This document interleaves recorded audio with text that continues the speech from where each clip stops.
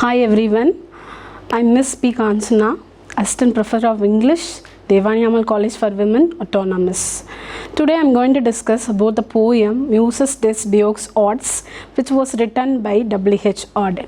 Before we move on to the poem, we just want to see the author introduction. W.H.Auden, he was born on 21st February 1907 and he was an English-American poet and he was worked as a professor of poetry at Oxford from 1956 to 1961. And he is well known for the work called Funeral Blues. And here I have listed out the other major works of W.H.Auden. First one is September 1. Second one is The Shield of Achilles. The third one, The Age of Anxiety, which has received the Pulitzer Prize. And the fourth one, for the time being, it is a very long poem which is written by W.H.Auden. And the fifth poem, The Sea and the Mirror, it has a religious theme.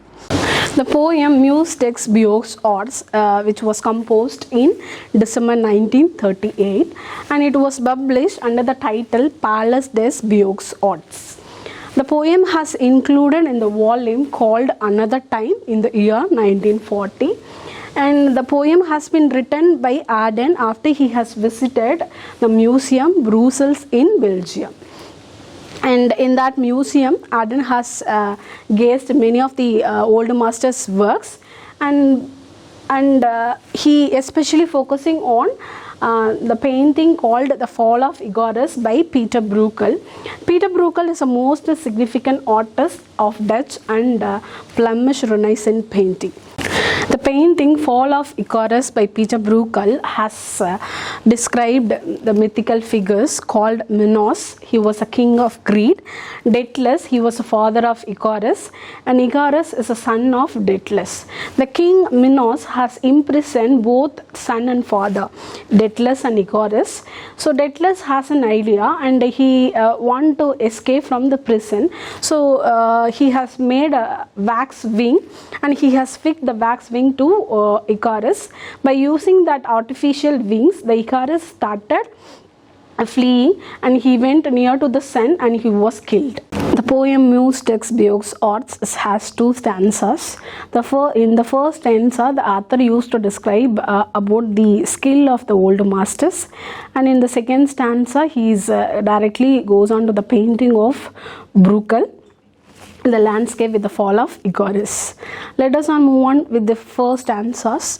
The poem begins with the speaker stating that the old masters who were never wrong to portray the sufferings of a human position in a world, and through their paintings they were able to portray the sufferings in a way that most people never see it, and it goes on in the background while others sit, eat and go, and they used to lead the normal lives.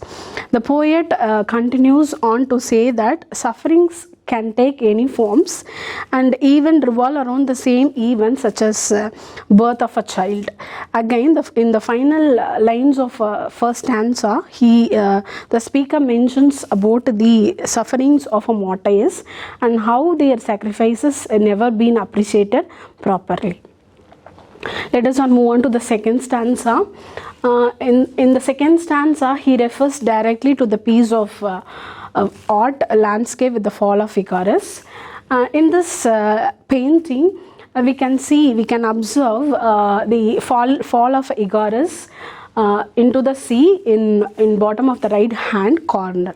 The fall of Icarus has been noted by two people. One is a plowman, another one is the sailors in the ship. The plowman may heard the splash and forsaken cry of Icarus, but for him it was not an important failure, so he continued his works. In another side, there is an expensive ship passing by.